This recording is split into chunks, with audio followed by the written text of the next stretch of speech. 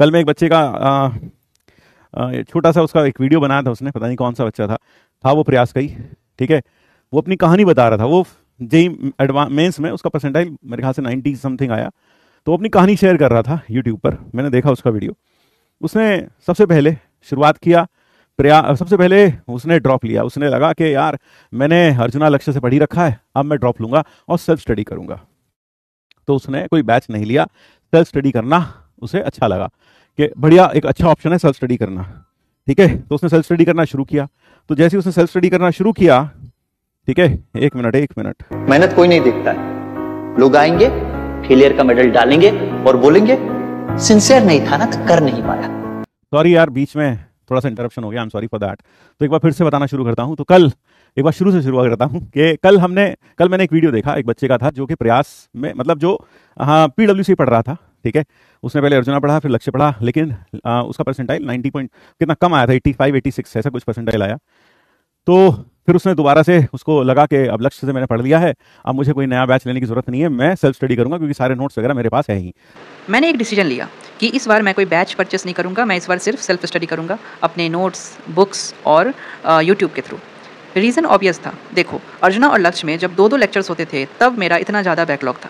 प्रयास में तो 3-3 लेक्चर्स होने वाले थे, वो भी इनफैक्ट 7 डेज। तो मैं फिर से उसी बैकलॉग वाले लूप में फंस जाता और फिर से मेरी प्रिपरेशन बर्बाद हो जाती। तो मैं सेल्फ स्टडी करूंगा। तो उसने सेल्फ स्टडी करना शुरू किया।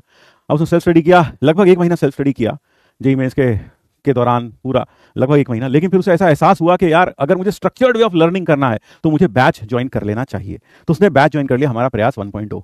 उसने ये बोला कि मैंने पहले आशीष सर से पढ़ा, बेसिक मैथ्स का 3-4 लेक्चर करते ही मुझसे एडवांस तक के कुछ प्रॉब्लम्स बन गए, है ना, 2024 वाले भी। तो मुझे बहुत अच्छा लगा, तो मुझे लगा यार बैच लेना चाहिए। तो मैंने फिर प्रयास 1.0 से मैंने पढ़ाई किया। फिर मैंने प्रयास 1.0 से 1-1.5 महीना पढ़ा, थोड़ा सा बैकलॉग क्रिएट हुआ। तब तक प्रयास 2.0 आ चुका था। तो मुझे लगा बैकलॉग हो गया है, तो मैं ऐसा करता हूँ, प्रयास जिसका उसका बैकलॉग हो गया था थोड़ा सा, शायद कौन सी केमिस्ट्री में बैकलॉग हो गया था। तो उसने कहा कि मैं केमिस्ट्री और फिजिक्स वहां से फॉलो कर लूंगा, मैथ्स में यहाँ से पढ़ूंगा। तो वो पढ़ता रहा 2.0 में, और मैथ्स यहाँ से, मैथ्स फिजिक्स यहाँ से या केमिस्ट्री वहां से, ऐसा कुछ करता रहा। उसमें भी 2.0 में भी उसका बैकलॉग क्रिएट हो गया। प्रयास 2 से इसलिए नहीं पढ़ना चाहता था क्योंकि उसकी रियलिटी मुझे मालूम थी।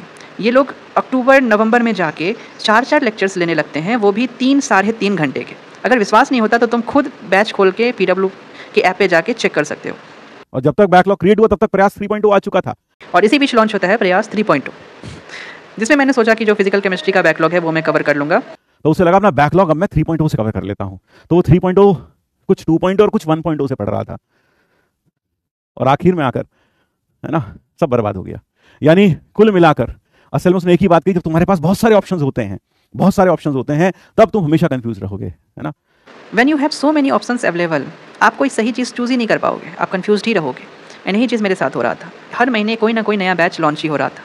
अगर तुम्हें पापा कहें घर पे कह के ले जाएं, बेटा ये मोबाइल लेना, इतने का आता है और यही मोबाइल लेना, चलो दुकान पर, तो जाकर तुम मोबाइल खरीद कर घर आ जाओगे तुरंत 5 मिनट में। लेकिन अगर पापा का बेटा ऑप्शंस है तुम्हारे पास, है ना, तो फिर भैया 2-3 घंटे से पहले लोग देख के ये ले लूं, वो ले लूं, इसमें कौन सा फीचर, उसमें कौन सा फीचर, तो ये सब के चक्कर में लोग अपना समय बर्बाद करते हैं। तो यानी कि आप जब हमारे साथ पढ़ रहे हैं, आपके पास ऑप्शंस बहुत ज्यादा हैं, आपके पास ऑप्शंस बहुत ज्यादा होते हैं। 1.0 आ गया, फिर 2.0 आ गया, बहुत सारी जनता 1.0 से 2.0 में चली जाएगी, फिर 2.0 से 3.0 में चली जाएगी। तो भैया मेरा कहना यह है, ये नौबत नहीं आनी चाहिए।